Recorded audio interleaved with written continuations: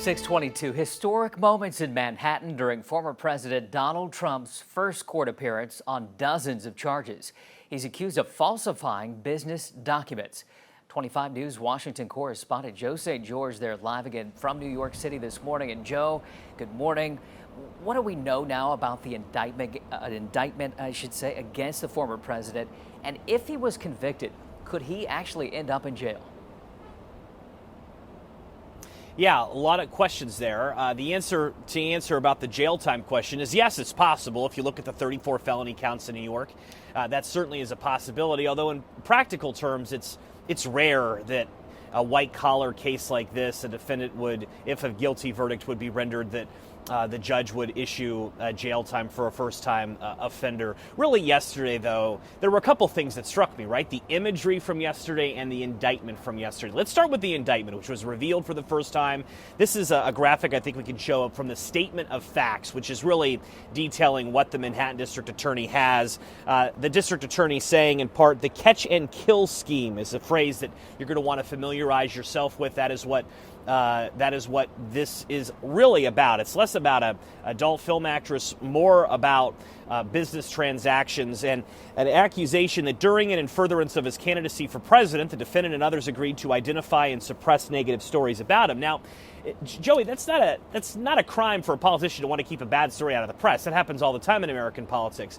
But if business records were falsified to cover that up, to keep that payment quiet, that is what Manhattan District Attorney believes is a crime, is a felony in the state of New York. And finally, to the imagery from yesterday, powerful to see the former president stoically walk in the courtroom after having his fingerprints taken, sitting there at that table, listening to a judge. We weren't able to have live video of the hearing, but if you read the transcription, it was very clear who was in control in that courtroom. It was the judge.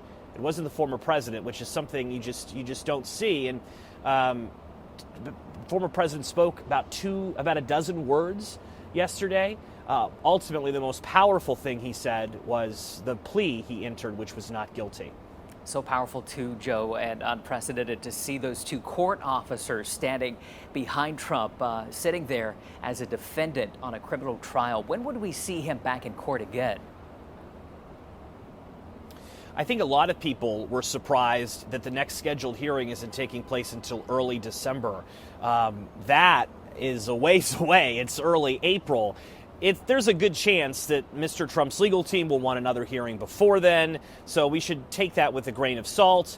If we're talking, though, about December for next hearing, that sets up a hypothetical trial in early 2024. Oh, by the way, the Iowa caucuses are in February of 24. So this isn't going to be in the heart of the Republican nominating calendar as they try to see if Mr. Trump's going to be the nominee in 2024 again or not. I think it's important really to note, though, that if you're talking to a legal expert, whether they're in Texas or whether they're up here in New York, they'll describe this indictment and what Mr. Bragg is attempting to convict Mr. Trump of as being, quote, novel. Well, novel's code word for there isn't a whole lot of legal precedent for what Mr. Trump has been charged with.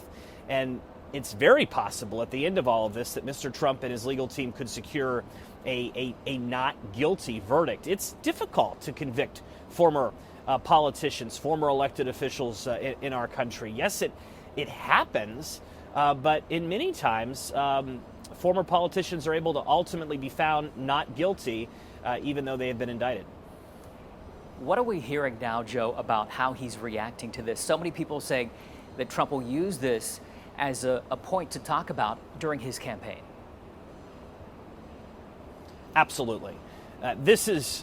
This indictment of him, and there's likely going to be more. If you look at what the Fulton County District Attorney in Georgia is doing, we could be talking about an indictment in Georgia in the coming weeks and months.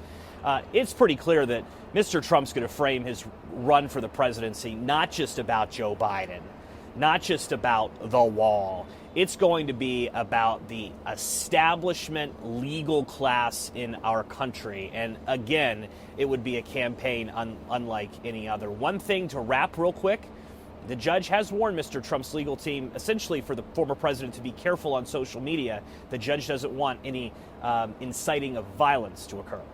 All right, Joe St. George live from New York City this morning. Joe, thank you as always. Half past the hour now this morning, and the rain is coming down. Let's get to John.